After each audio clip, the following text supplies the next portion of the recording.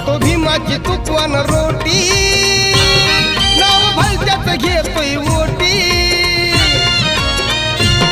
धन बापाच बसलाय दाबून, काय केलं तू समाजासाठी. खातो भीमाची तुपवान रोटी, नाव भलत्याच घेतोय ओटी. धन बापाच बसलाय दाबून, काय केलं तू समाजासाठी.